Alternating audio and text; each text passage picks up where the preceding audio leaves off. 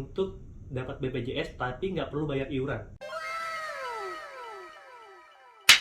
Halo guys, jumpa lagi dengan gue Iyas, pejuang kanker sekaligus traveler. Kali ini spesial banget because this is the very first episode of Pengeras Pejuang Kanker Podcast. Woo! Karena lebih keras, lebih enak. Tamu kita pada hari ini adalah Andre Tuan. Yes. Boleh Andre, gimana nih kabarnya hari ini? Ya, kabar baik Bang. Jadi kita diundang hari ini untuk ngobrol bareng ya seputar financial planner nih. Iya, betul banget. Nah, ini tamunya adalah seorang financial planner gitu ya. Jadi penasaran siapa? Boleh memperkenalkan diri dulu ya supaya lebih dekat ya. Nama saya Andre Tuan ya, dan dari tahun 2014 itu sempat kerja dulu di Bank Mandiri sampai akhirnya memutuskan untuk jadi full time content creator di tahun 2021. Oh. Dan saat ini juga nyambi jadi financial planner. Jadi jobnya sekarang dua sih, financial content creator sama financial planner. Wah gila, double job ya. Nah, kalau aku boleh nambahin sedikit, jadi aku kenal Andre Tuan ini di Next Up. Jadi waktu itu kita kepilih jadi 20 gitu ya. Salah satu dari Next Up ambassador-nya aku sama Andre Tuan. Dan dari 20 creator itu, aku bener-bener pengen collab sama semuanya sebenarnya. Betul. Tapi yang aku terlintas pertama kali itu adalah Andre Tuan. Gara-gara waktu kenalan sama Andre, dia bilang financial planner, dan aku terlintas nih ya, pejuang kanker gitu ya, yang sedang menghadapi penyakit kronis. Itu ada masalah di financial. Kadang-kadang terbenturnya itu di masalah karena kanker itu kan biayanya nggak kecil gitu ya. Jadi kita mau discuss lebih lanjut lagi nih sama Andre. Oke, Andre mau nanya nih, jadi banyak banget terbentur masalah finansial karena rasanya kurang siap gitu ya persiapan finansialnya. Atau memang sebenarnya udah siap tapi itu nggak masuk tanggungan, baik di insurance atau gimana. Jadi kira-kira nih sebelum terkena, kira-kira kapan sih kalau menurut Andre itu kita waktu yang tepat untuk planning financial kita? Oke, ini jadi kalau berdasarkan ilmu financial planning kayak gitu ya, kalau fase hidup manusia itu dibagi menjadi 4 tahapan. Oh, 4. Dari umur 0 sampai 20 tahun, 21 sampai 40, 41 sampai 60, sama 61 sampai 80. Oh, oke. Nah, dan umur 0 sampai 20 tahun itu kan biasanya kita bergantung pada orang tua, dan fasenya itu untuk bermain serta belajar. Oh, oke. Benar ya? Iya benar. Tapi di umur 21 sampai umur 40 itu udah mulai bekerja, udah mulai bisa menghasilkan uang, mulai memikirkan untuk menikah atau mengambil cicilan KPR serta kendaraan bermotor. Oh, oke. Tapi bentar, sebelum ke fase selanjutnya mau nanya nih, Andre dari mukanya kayaknya 0 sampai 20 ya? Wah, saya umur kelahiran 91 teman-teman. Kelahiran 91, berarti sebenarnya udah masuk ke yang tadi 21 sampai 40 itu ya. Oke, lanjut Dre. Nah, di fase umur 21 sampai 40 ini itu disebut dengan man at work karena kita bekerja secara aktif untuk mendapatkan uang.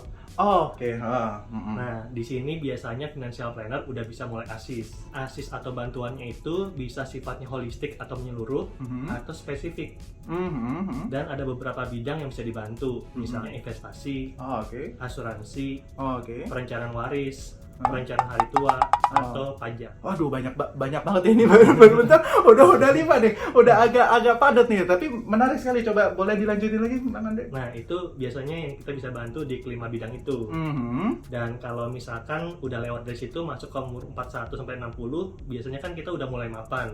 Oh, oke. Cicilan-cicilan udah mulai lunas. Anak-anak udah selesai sekolah. Dan setelah itu masuk ke umur 61 sampai 80 itu udah masa pensiun. Oh iya, jadi harusnya sih 61 sampai 80 itu juga udah bisa dibilang harusnya udah nggak mikirin actively working gitu ya. Betul. Disebutnya money at work. Harusnya aset-aset yang kita udah kumpulkan selama bekerja itu udah cukup tuh untuk menghidupi masa pensiun. Oh, udah bukan main network lagi ya gitu. Berarti kalau boleh disimpulkan itu kira-kira kapan mulai dari yang fase 1 atau fase 2 yang kapan kita mulai bersiap-siap untuk berinvestasi atau mempersiapkan diri kalau misalnya terkena penyakit kronis?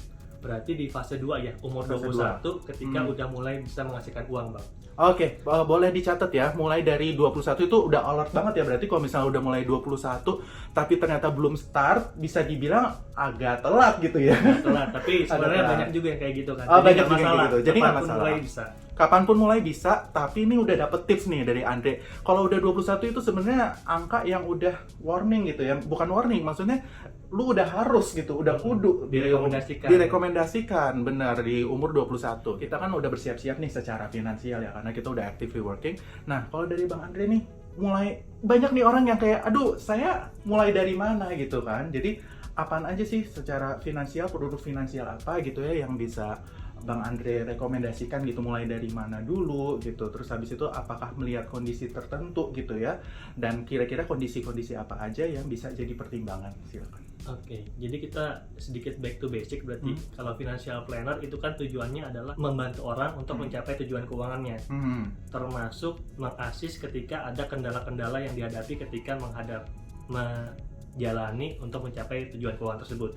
Misalnya kayak di tengah-tengah mungkin ada PHK atau terkena penyakit yang membuat dia tidak bisa bekerja lagi. Betul. Nah, ini kebetulan nih rata-rata yang nonton channel gue itu ya, Bang. Jadi yang kedua, yang kemungkinan terkena penyakit lebih banyaknya ya. Jadi agak kesulitan tuh untuk mencapai tujuan keuangannya kan. Makanya di segitiga keuangan itu di paling bawah fondasi keuangan kita harus didasari dengan dana darurat. Dan juga asuransi. Oke. Itu asuransi guys, penting banget loh. Itu banyak banget yang nanya, Bang asuransinya apa sih Bang, bayar sendiri apa enggak? Enggak guys, jadi aku itu kebetulan udah mempersiapkan ada insurance. Dan jadi ini align ya memang asuransi itu ya memang sebaiknya sebelum terkena penyakit. Iya, jadi kalau amit-amit tadi ada penyebab kena penyakit kronis, itu ya udah ada persiapannya gitu ya. Kayak kalau sedia payung sebelum hujan gitu kan. Betul. Oke, berarti tadi boleh lanjut lagi? Jadi setelah fondasinya kuat, dana darurat sudah ada, asuransi sudah ada, baru sebenarnya kita mulai memikirkan untuk investasi dan tujuan-tujuan lain. Oh ya, itu tuh berarti dari situ ya guys ya, udah terjawab tuh sebenarnya. Berarti pikirin dana darurat sama insurance dulu. Justru itu yang core-nya. Kadang-kadang kan, ini mohon maaf nih, tapi kan rata-rata iya, bener gak sih? Iya, bener. Rata-rata tuh orang tuh langsung lompat, udah pengennya, apalagi sekarang bilang misalnya kripto, oh nih kayaknya menghasilkan banget, tapi ternyata ini pengalaman pribadi ya, ada temen yang udah mainan kripto tapi ternyata begitu ditanya insurance-nya ada apa nggak ada, BPJS-nya aktif apa nggak aktif ya. I mean agak sulit gitu kan. Tapi bener nih, udah align dari seorang financial planner yang certified ya. Ini Bang Andre ini certified loh, certified financial planner. Memang jawabannya juga seperti itu guys. Jadi ini penting banget ya kalau bisa dicatat, dan nggak cuma dicatat, dilaksanain juga guys. Betul. Ya oke Bang, berarti itu tadi rekomendasinya memang harus dana darurat dan insurance dulu. Nah, kalau untuk memilih asuransi itu tipsnya apa Bang? Karena kan di sini ya, ini mohon maaf lagi nih, sekali lagi nih, kadang-kadang ada yang agen insurance yang nggak terlalu menjelaskan semuanya. Jadi kadang-kadang orang merasa terperangkap dan malah jadi bingung gitu loh. Dan apalagi ada isu-isu di sini yang nggak enak, kadang-kadang mau klaim atau apa, kan suka susah gitu ya. Nah, jadi tipsnya apa Bang kalau misalnya dalam memilih asuransi? Oke, jadi asuransi untuk individu itu Bang ada 3 macam. Ada asuransi kesehatan, asuransi jiwa, sama critical illness. Nah, biasanya asuransi critical illness ini adalah rider atau tambahan dari asuransi kesehatan. Jadi kalau misalnya kita bisa urutin, ngambilnya apa yang duluan, itu biasanya kita ambil asuransi kesehatan dulu. Kesehatan. Kalau misalkan kesehatan udah dapat dari kantor, ya itu mungkin cukup. Tapi kalau nggak dapat dari kantor, ya minimal ada BPJS. Ya minimal banget ya itu BPJS. Minimal banget ya. tuh ada BPJS kan, apalagi preminya paling murah kan di antara asuransi-asuransi yang lain. Oh jelas bisa. Kalau hitung-hitungan kasar minimal 1/4-nya ya. Iya. Ya kan 1/4 kalau iuran BPJS, let's say kayak 150.000. Kalau asuransi kesehatan tuh setahu aku ya, rata-rata 600 kan. 600.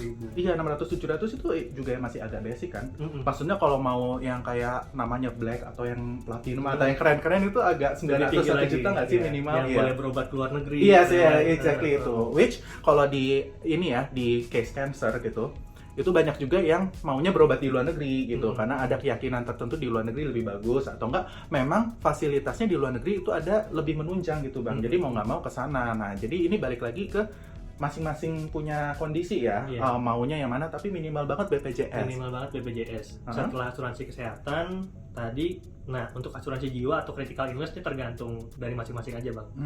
Biasanya kalau misalkan jiwa dulu boleh, critical illness dulu juga boleh, nggak masalah. Kalau itu berarti nggak usah berurutan kayak tadi ya. Yang penting pokoknya yang utama banget berarti kesehatan dulu. Kesehatan dulu, betul. Itu dari 3 jenis insurance-nya nih. Nah, jadi tipsnya selain memilih ininya, tadi kan memilih dari segi jenis atau tipenya ya. Nah, tapi kalau memilih brandnya gitu, misalnya kita mau, ini boleh sebut merek ya, misalnya Prudential atau Zurich, maksudnya gini, apakah kita memilihnya itu kiat-kiatnya? Kadang-kadang kan paket-paketnya tuh banyak ya. Betul, misalnya Prudent itu menawarkan paket-paketnya banyak, atau enggak ada juga asuransi tipenya yang konvensional sama dia gabungan jadi kayak unit link sekaligus investasi. Dan paket-paketnya tuh banyak banget gitu ya. Terus ada juga yang kesehatannya itu tipe yang fixed cost, ada yang add cost. Jadi kalau fixed cost itu biasanya dia cuma ganti rawat inapnya doang, tapi kalau add cost itu sama biaya pengobatan segala macam. Dengan banyaknya pilihan paket begini, jujur untuk orang awam bingung banget bang. Kalau abang kan mungkin ini financial planner udah katam banget gitu ya, udah ngebaca ini mah udah kayak ini mah udah paham gitu loh memilihnya yang mana dengan kondisinya bang Andre. Tapi kan kalau kita nih yang awam kadang kesulitan. Nah kira-kira ada nggak sih key-nya yang mendingan apakah dia harus mengenal diri sendiri dulu, gue butuhnya apa, kemudian dicontrengin paketnya yang mana, atau ada kiat-kiat tertentu bang? Oke, jadi biasanya kita bandingkan antara kemampuan dan kemauan nih bang. Oke, itu tuh penting tuh. Kemampuan.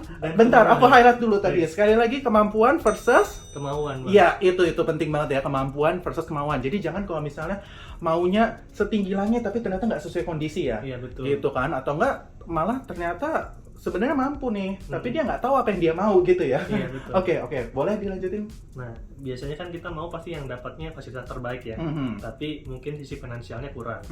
Jadi biasanya disarankan kita lihat dulu dari pendapatan itu 5-10% dialokasikan untuk asuransi bang. 5-10% untuk asuransi, oke? Nah, dari situ dapatnya apa ya dari apa yang kita budgetkan aja. Oh gitu, berarti maksimal 10% ya?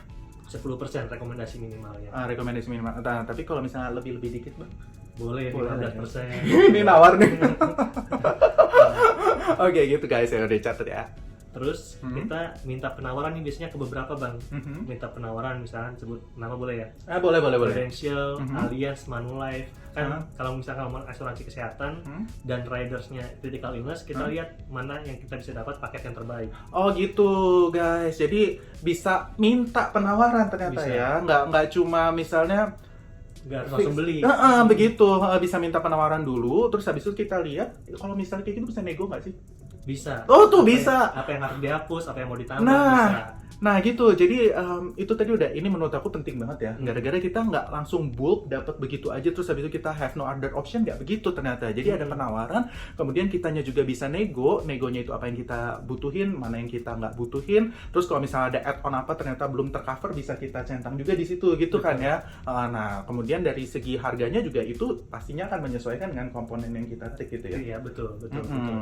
Oke. Dan setelah itu kita juga penting untuk memilih tenaga pemasarnya bang, agennya. Oh iya itu tuh yang penting banget karena banyak orang yang ngerasa terjebak. Nah betul. Cara milihnya gimana tuh? Biasanya agennya itu minimal kalau bisa sih 5 tahun udah di situ. Oh gitu.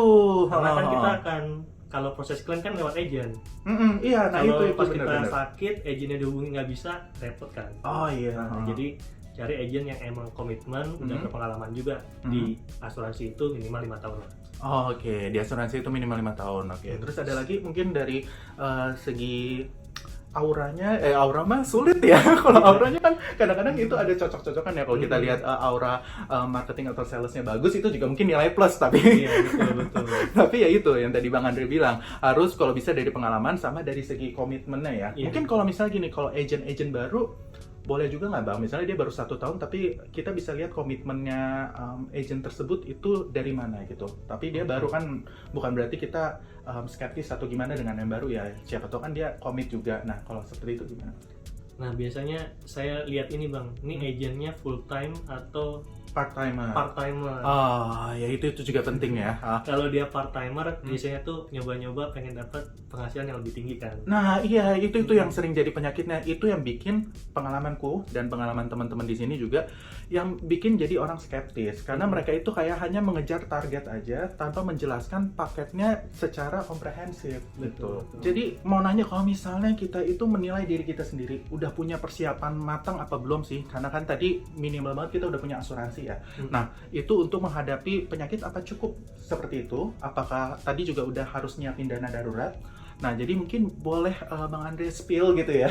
Spill kira-kira kalau misalnya kita menilai diri kita sendiri itu udah matang, apakah dana daruratnya minimal udah berapa persen dari biaya hidup, atau misalnya insurance-nya minimal udah punya berapa? Ini kalau sharing dikit, aku ada insurance kantor, terus habis itu asuransi aku punya 5 bang. Banyak banget. Asuransi jiwa 2, kesehatan 3, terus habis itu BPJS saya juga aktif. Nah dana darurat juga ada gitu. Nah kalau itu sih saya mengakses diri saya sendiri kayaknya udah cukup matang untuk menghadapi penyakit kronis. Tapi baseline-nya gitu atau best practice-nya gitu seperti apa Bang? Kalau misalnya kita menilai diri kita udah matang gitu untuk menghadapi kemungkinan penyakit kronis. Karena penyakit kronis itu nggak cuma satu ya Bang. I mean gini, kalau kita menghadapi penyakit kronis seperti yang tadi Abang bilang, kita nanti kemungkinan tidak bisa lanjut bekerja. Betul. Jadi kan bukan cuma biaya rumah sakit yang kita pikirkan. Jadi kematangan kita itu kita pikirkan juga selain biaya sakitnya sendiri, gimana kehidupan kita selanjutnya. Nah, Betul. jadi boleh di-share Bang, di-spill kira-kira kita matang itu menilainya gimana? Oke, jadi tadi di fondasi keuangan di segitiga itu Bang, kan di bawah itu ada dana darurat sama asuransi.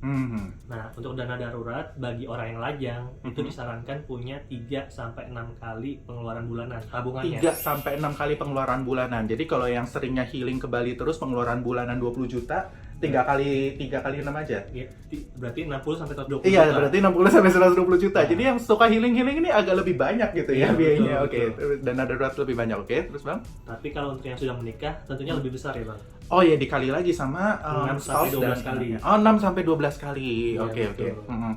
Oke, kalau yang baru putus? Kalau yang baru putus, waduh susah tuh Bang.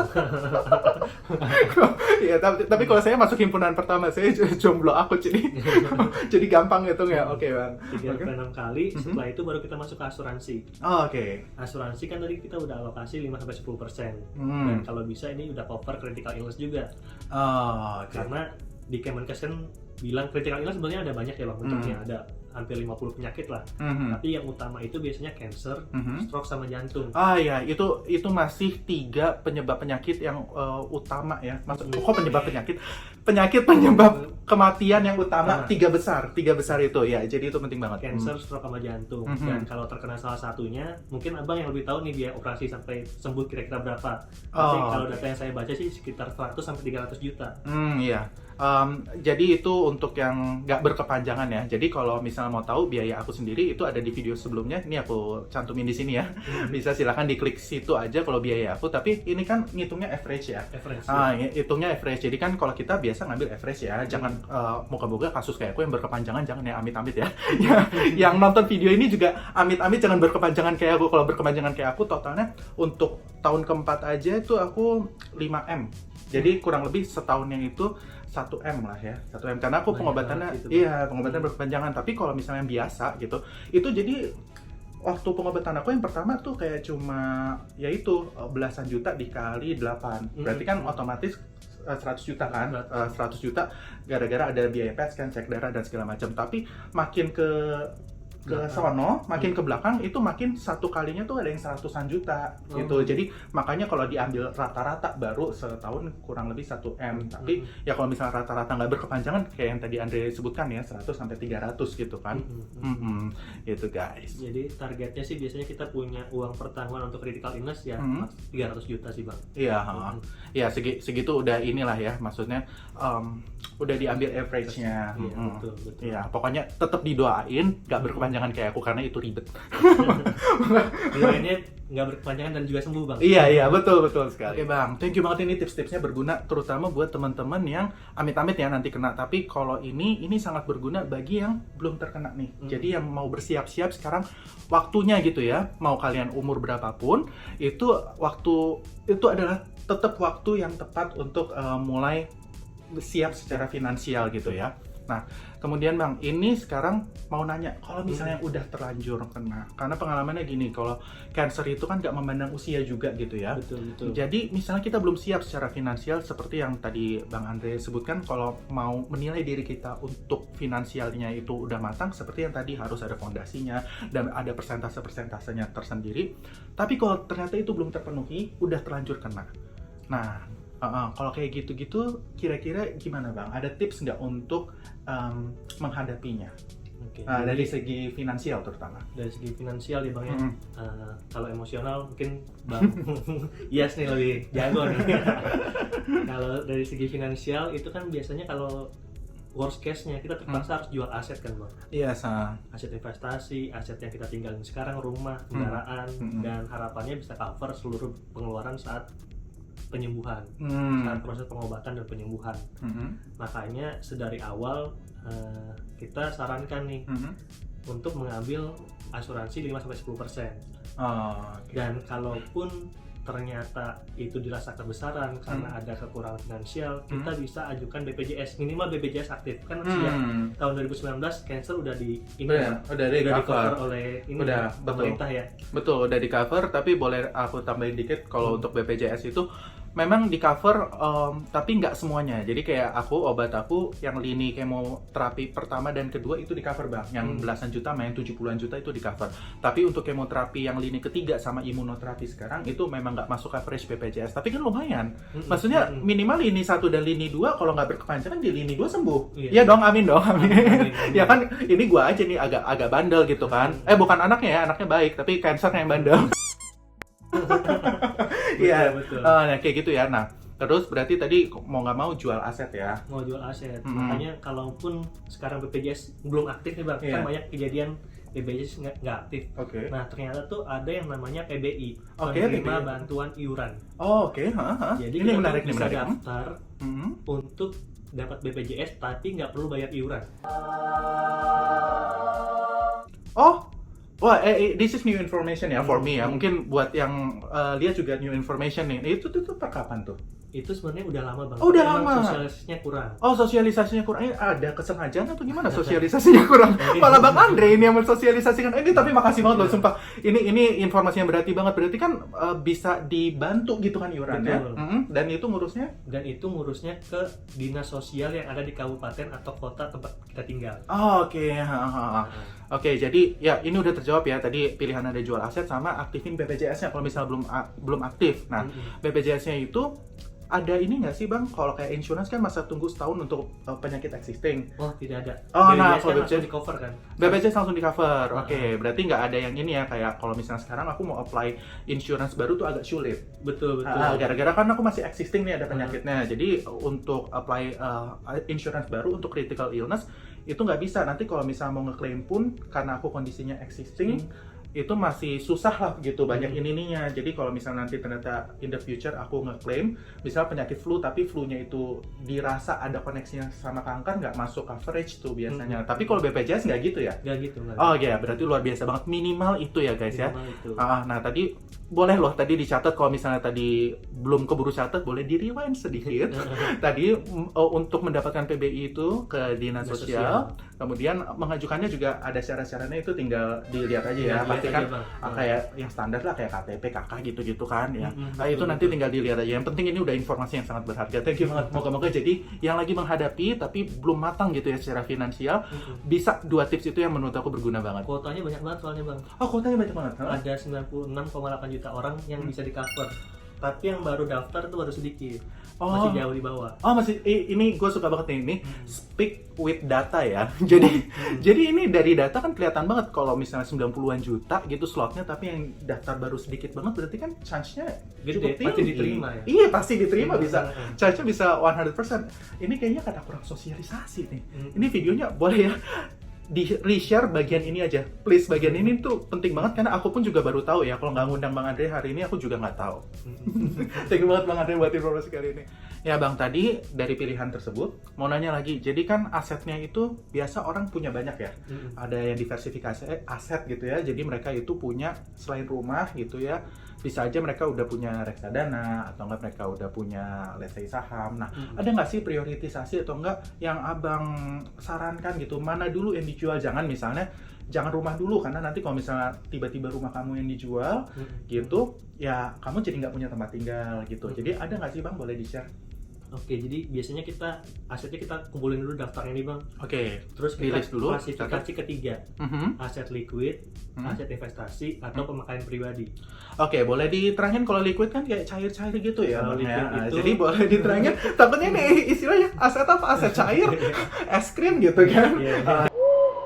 Jadi boleh diterangin kalau aset liquid itu maksudnya gimana Bang? Kalau aset liquid itu kita bisa langsung ambil uangnya, misalkan kayak tabungan, emas, jadi bisa kita langsung jual dan dapat duit Bang.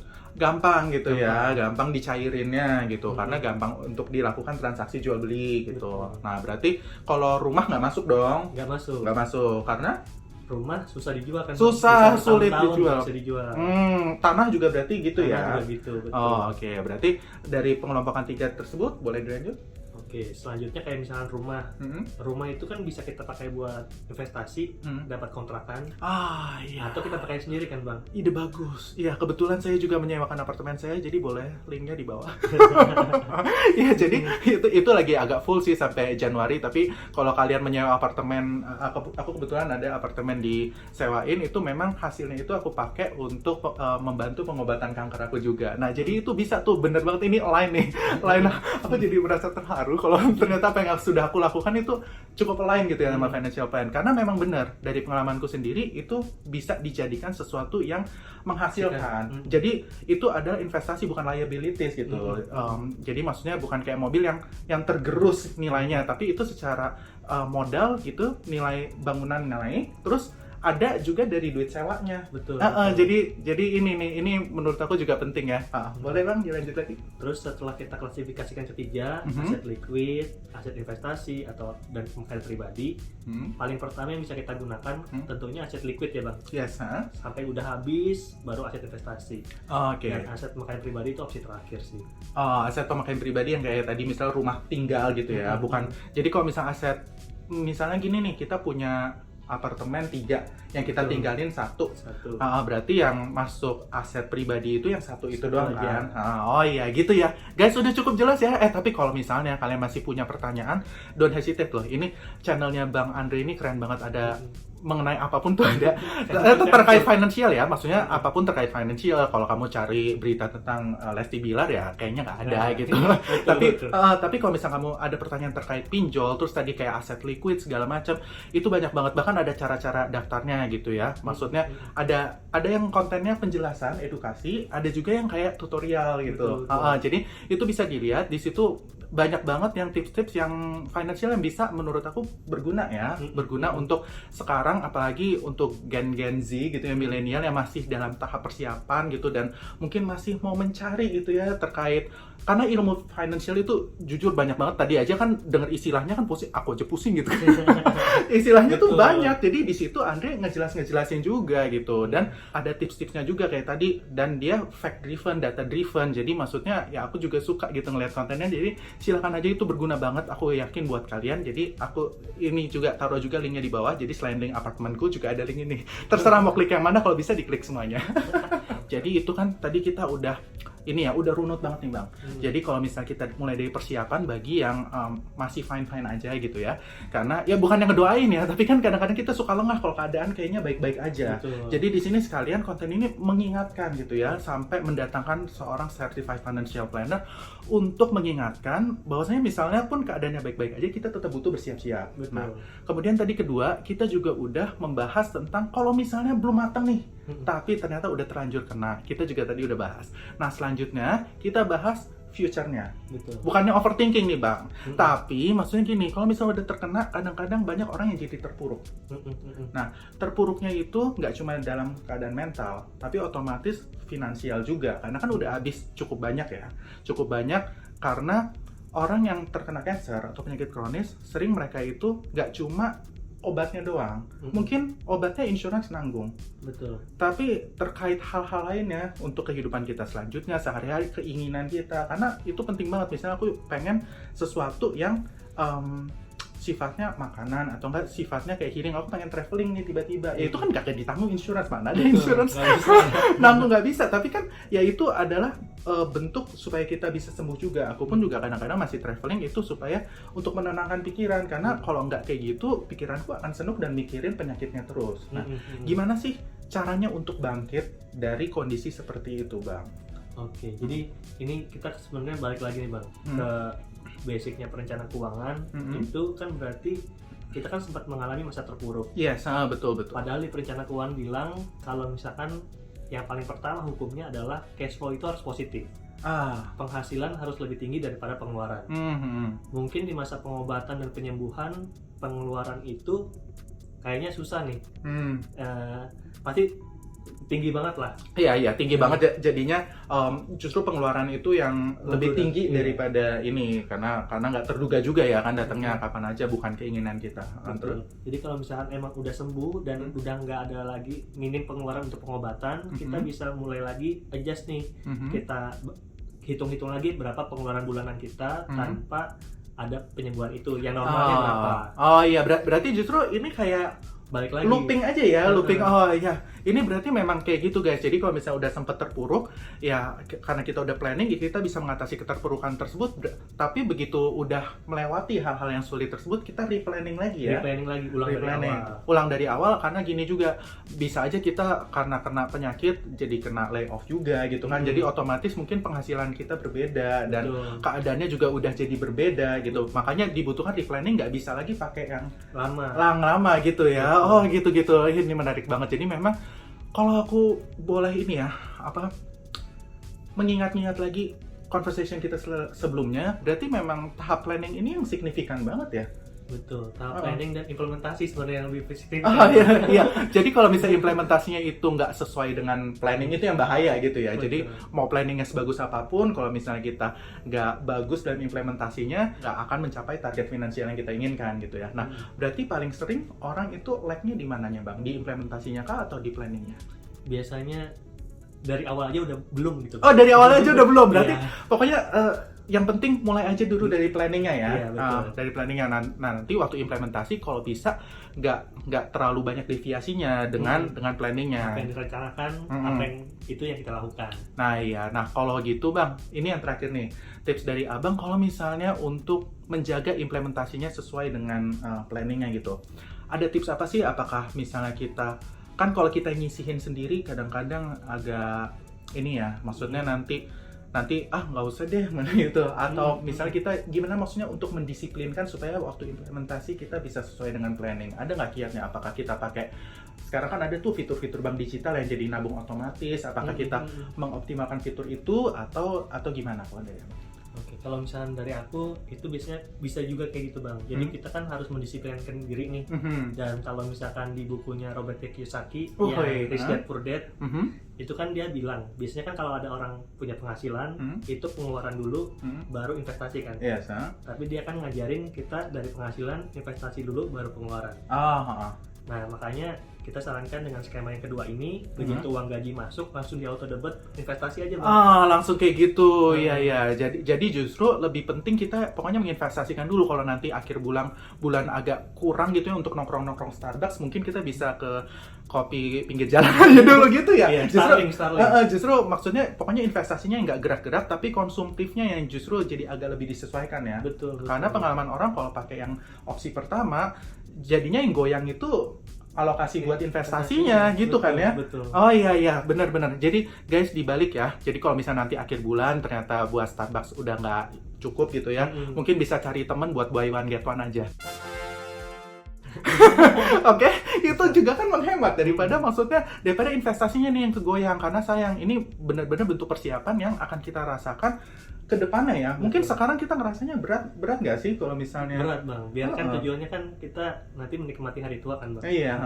Iya berat banget. Dan mungkin ada yang tujuannya juga goalnya ada yang investasi untuk keuntungannya itu bisa untuk traveling atau enggak untuk nanti apa gitu. Itu kan juga ya nggak apa-apa lah, sekarang agak ini sedikit suffer sedikit ya Bang? Iya agak sedikit lah gitu. Oke. Wah Bang, ini menarik banget dari tadi. Banyak banget tuh ya udah tips-tips yang kita dapetin juga. Dan ini terima kasih sekali lagi. Tapi sebelum kita menutup pengeras kali ini, karena lebih keras itu lebih enak, kira-kira dari Bang Andre ini ada apa lagi buat closing remarks untuk tips-tips dari teman-teman yang sedang nonton sekarang, tips-tips terkait finansial, silakan. Oke, jadi apapun kondisi teman-teman sekarang, kita perlu persiapan aja dengan matang. Ya mulai aja dulu. Mulai aja dulu. Itu kayak hashtag apa ya? Mulai aja dulu ya. Iya, toko hijau ya. Toko hijau. Tapi guys, ini kita nggak di endorse ya. Tapi nanti kalau toko hijau itu mau endorse juga silakan sih. Ini kita terbuka juga. Ya, sorry loh, diganggu ya. Lanjut. Mulai aja dulu, dan kalau emang kita mengalami kesulitan, itu support system yang bagus emang diperlukan banget sih Bang ya. Jadi saya finansial kan emosional juga ya. Iya benar. Nanti makanya perlu banyak-banyak nonton channelnya Bang Iyas ya, agar kita yang terkena critical illness itu bisa mendapatkan penguatan nggak cuma finansial tapi secara menyeluruh. Ya demikian, thank you banget ya Bang Andre sekali lagi. Jadi kalau misalnya masih ada pertanyaan, don't hesitate ya, bisa leave the comment ini down below, atau misalnya boleh ke channelnya Bang Andre Tuhan, di situ itu juga banyak banget, kalian bisa tinggalin komen di mana aja, pasti Bang Andre juga jawab. Dan I think that's all for today. Thank you for watching guys, and stay happy, stay healthy, stay safe, and bye bye.